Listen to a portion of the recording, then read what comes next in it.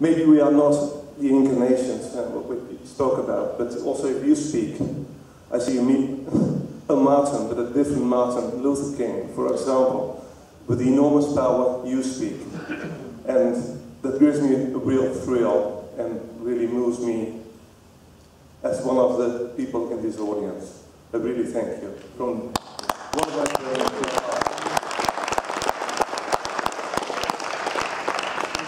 Across there. Thanks.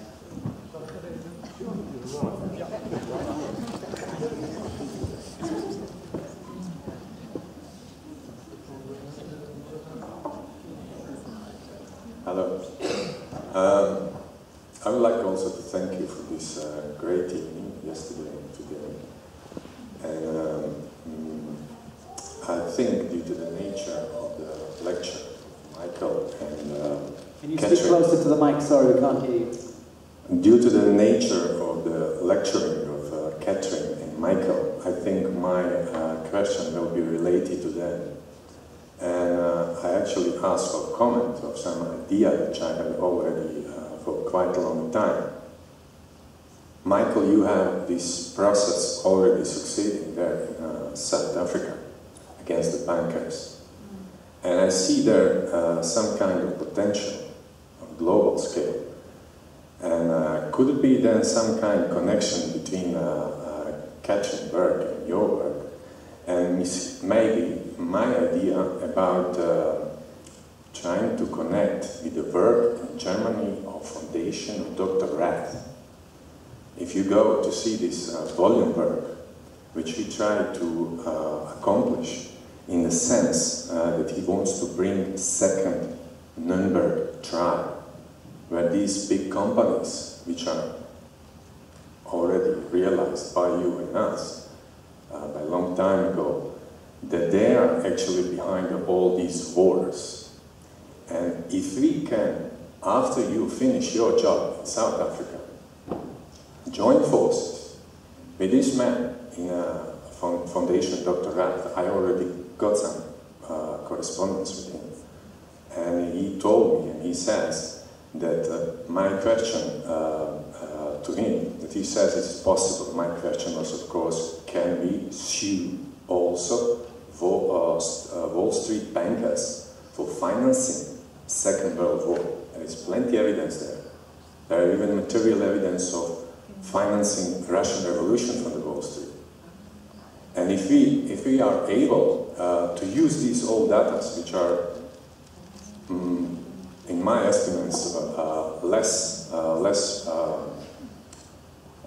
harder than you are wearing this hard radar across these stones in South Africa, I think it will be easy to use all of this data, which is available on the internet and available to all of us. What do you think? What do you think, Catherine, to start this plaintiff, considering also that these branches of these families are suffering heavily due to these two processes already going on in 2011 by these families, Israel families of East, with Neil Keenan, and recently on NBC outlet of official media, 43 trillion suit plaintiff against the bankers, which is recently, just a few weeks ago, to the media is going out, and this editor, children of this editor were killed immediately, and they tried these things. So what do you think? Is it worth it to connect all of this knowledge, all of this information for plaintiff against these families for a Second World War? Excuse me. Michael, did you get the question? Yeah, I think I got it. First, thank you very much. Michael, a set of context for those people who may not understand the lay of the land. And then please answer. I'm deeply involved in several lawsuits against the banks in South Africa, and my own, and also with my new movement, the Ubuntu Liberation Movement and the Ubuntu Party, the political party that I created, together with a chap called Scott Kundal, who started a non-profit organization not even a year ago called the New Economic Rights Alliance, that represents anyone who's been done harm by the banking institution and financial institutions, and that's every single one of you, everyone in the world. We've got several legal actions against the banks. We've been at it for 2 years now and learned a great deal when we started as little green idiots 2 years ago, when Scott Kundal told me, you know, when I started being harassed by the bank about being behind my mortgage. And he said, hey, just send them an email, ask them a bunch of questions and see if they can answer this. So I thought, okay, well, let's try this. And then after the first email, I got a very strange response from the bank, and I thought, that's not what I expected. So I sent them another email asking more in-depth questions, and then I got even a more bizarre email back from them. And after the third email, they handed me over to their legal department. They just said, we're not talking to you. And that's when I thought, oh, okay, well, screw you. I'm asking you questions, you refuse to answer me, you hand me over to your legal department, so let's play this game. And we've come 2 years down the road where they thought they were going to get rid of us. Well, they didn't get rid of us, they made us bigger and stronger. And after the judgment was passed against me, after my third appearance in the Supreme Court of Johannesburg, where I represented myself, didn't have lawyers or advocates representing me against the highest paid lawyers that money can buy, and 6 legal representatives from the bank against me. And this lasted, where in the beginning they said it would last 15 minutes, and it lasted for more than a year. And three High Court, Supreme Court hearings. Anyway, I'm stretching it too long. So that's what I've been involved in.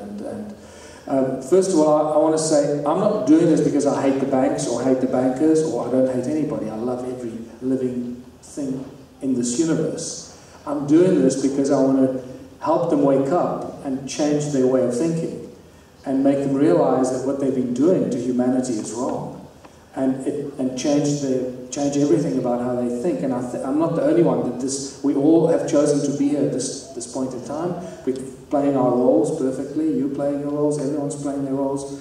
I believe that the consciousness that is changing each and every one of us every millisecond of the day, and raise the consciousness, and through our DNA that's raising our consciousness.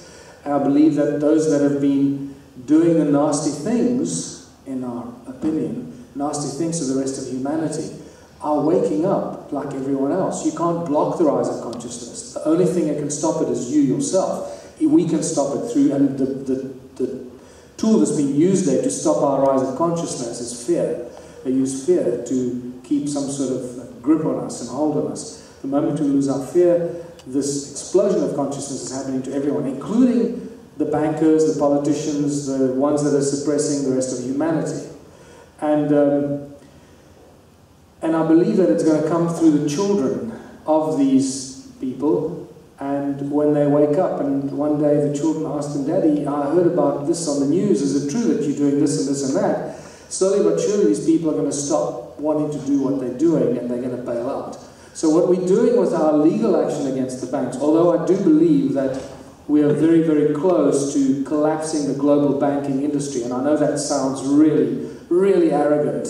I mean, that's actually, I'm not even going to say that, but I believe that it's going to be a domino effect. It's going to take one major precedent, and we're this close to that. What the result will be, I don't know, but I expect it will be a domino effect, because the entire global banking industry works on the same principles. So if it happens in South Africa, that will complete the 26,000-year cycle. The end days will be as the first days, right? And so I don't think we should start any more lawsuits. I'm not doing it because I want to be rich. I don't want, although there's money attached to it, I don't want that money. Once there's no money needed in the world, and we don't need money for anything, and we actually exchange our gifts to each other with which we are born, nobody needs money. If you saw my presentation, you'll understand how simple that transition is. It sounds like a huge job, but it can be very